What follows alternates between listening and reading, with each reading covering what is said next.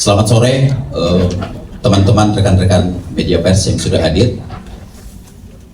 Kami mengucapkan terima kasih atas waktu yang sudah diberikan untuk meliput preskon kami sore hari ini.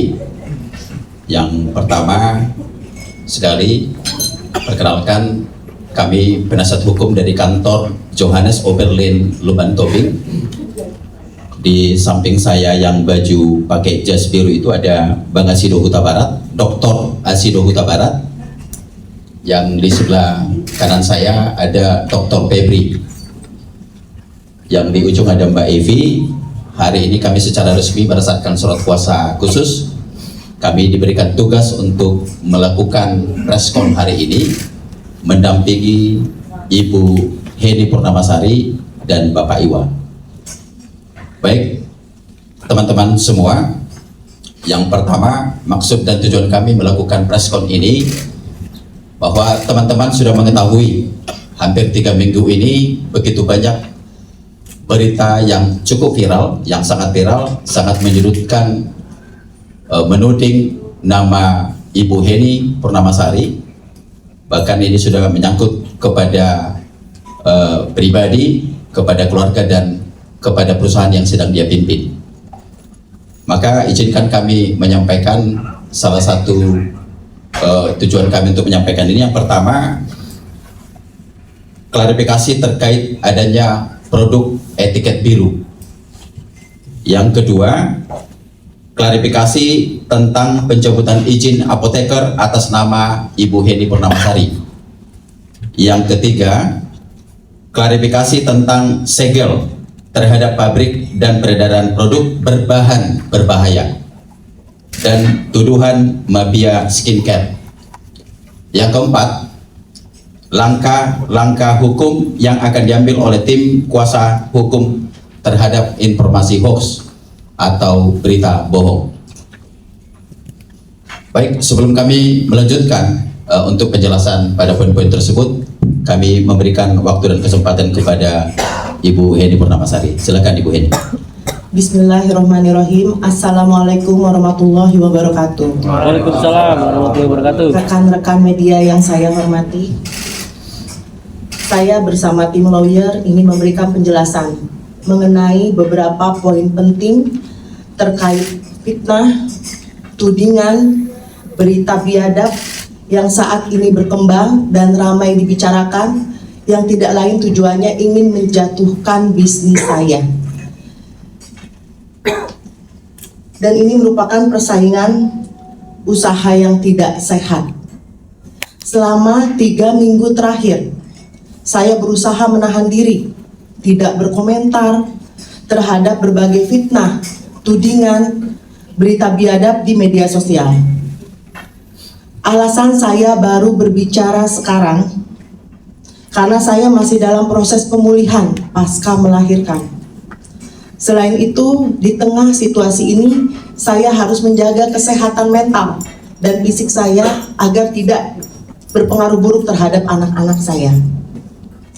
Selama 3 minggu terakhir, saya melihat fitnahan, tudingan yang terus berkembang hingga memasuki ranah pribadi. Keluarga dan anak-anak saya turut dilibatkan. Bahkan keseluruhan entitas bisnis saya juga menjadi sorotan. Hal ini tentunya sangat merugikan tidak hanya pribadi, tapi juga perusahaan. Tidak hanya itu, Saya merasa sangat miris ketika mendengar berita yang menyebutkan bahwa saya sudah meninggal dunia. Berita yang sama sekali tidak berdasar dan sangat mengada-ngada.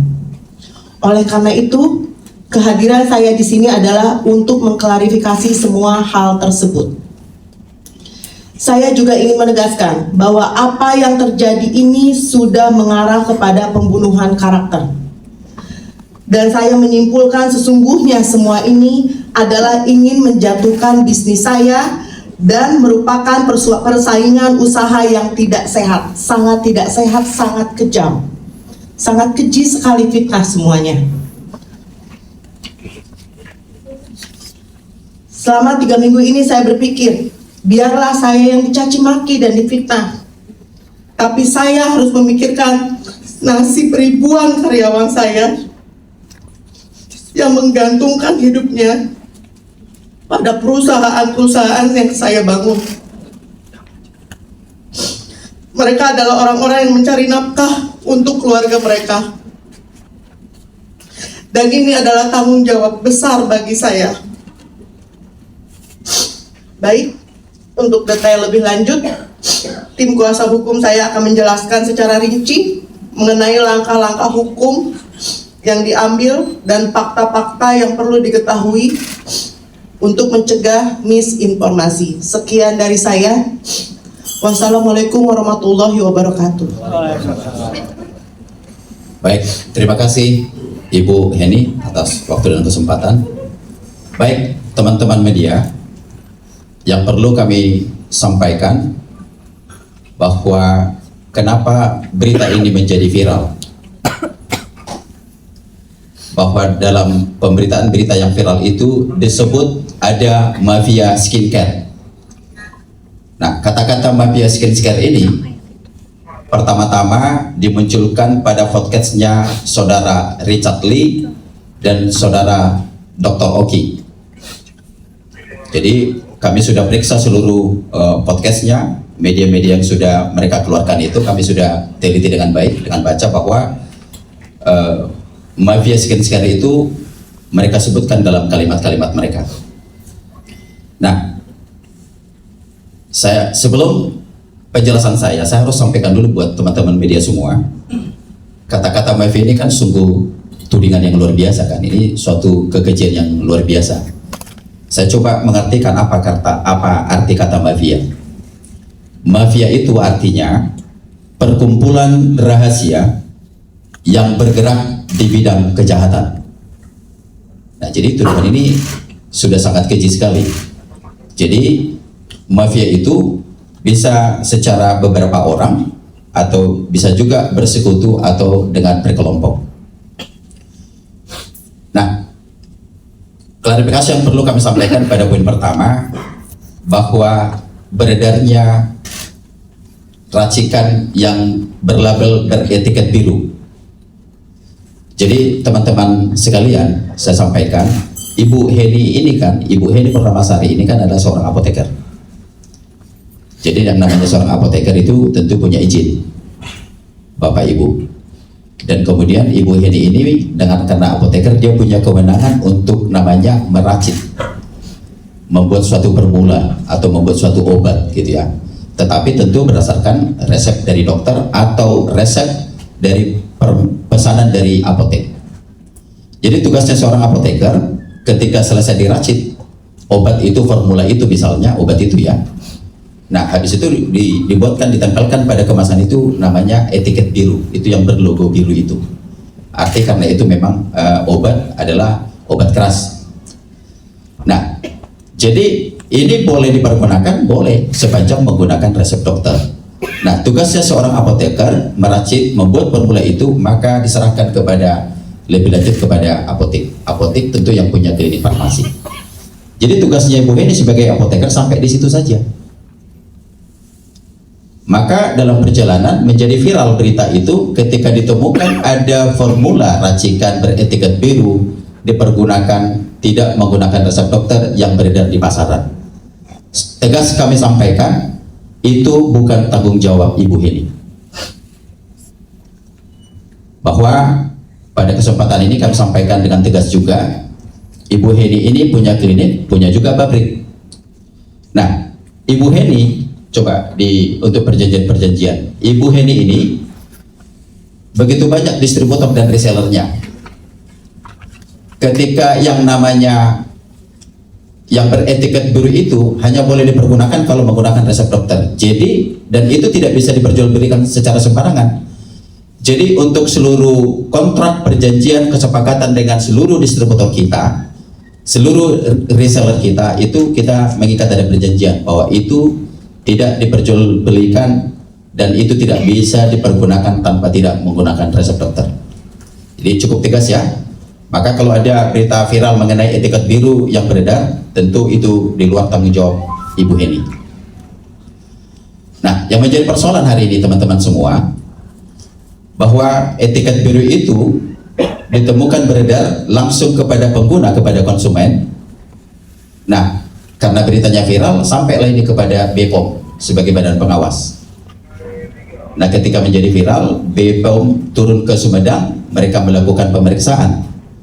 Yang menjadi keberatan kami adalah bahwa yang namanya pabrik PT Ratansa atau PT Sagara ini tidak pernah mengeluarkan racikan.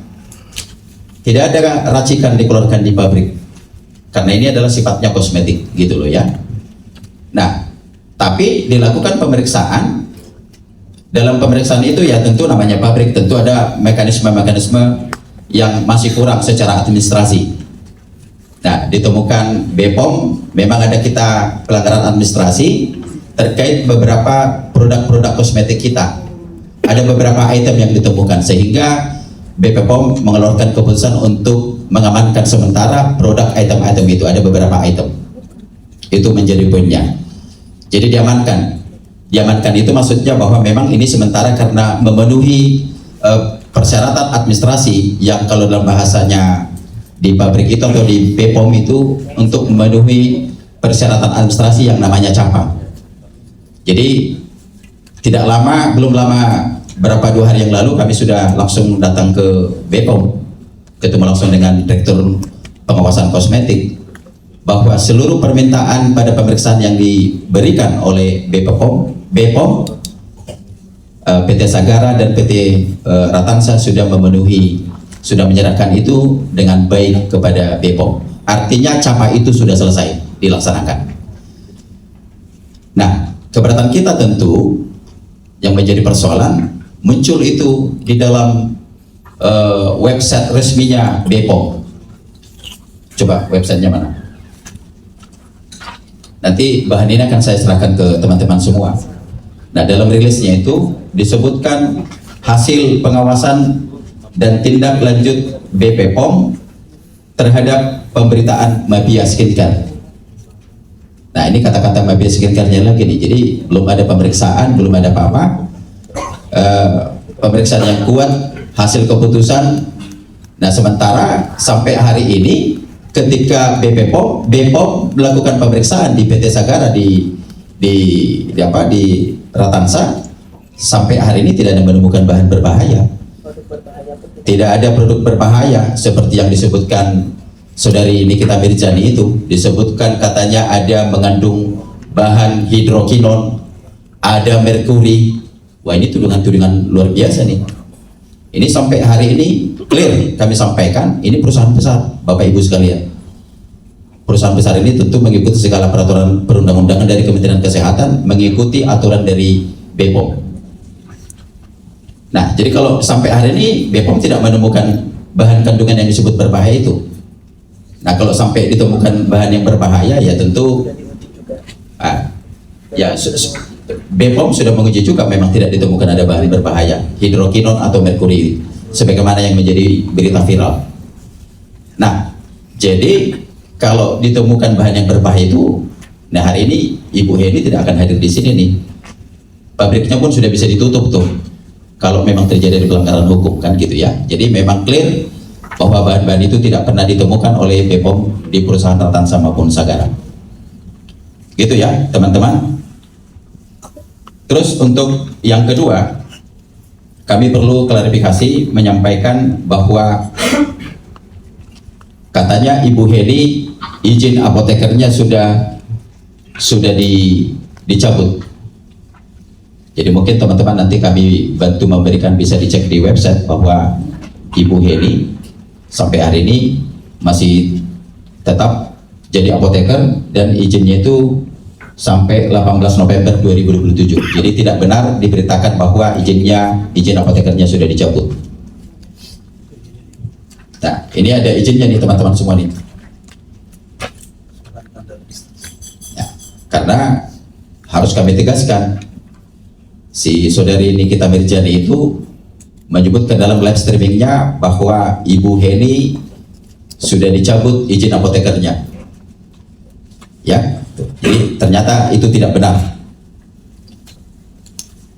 Terus yang ketiga, kami perlu klarifikasi bahwa sebegitu tidak bermoralnya pemberitaan terhadap Ibu Heni sampai dikabarkan Ibu Heni meninggal. Tentu itu tidak benar. Teman-teman bisa melihat semua Ibu Heni dalam keadaan sehat hadir bersama kita di kesempatan ini.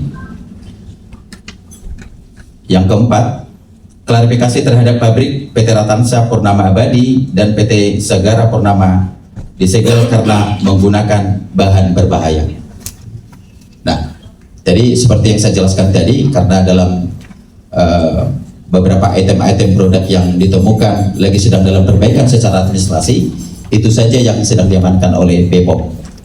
Ya, ini kembali saya tegaskan. Terus katanya pabriknya ditutup, ya enggak ditutup, karena jujur saya sampaikan kepada teman-teman media bahwa PT Ratansa ataupun PT Sagara hari ini ada mengeluarkan ribuan produk, ribuan item. Jadi ada obat, ada makanan, ada minuman. Ya, jadi pabrik itu tidak ada disegel, sampai hari ini masih beroperasi.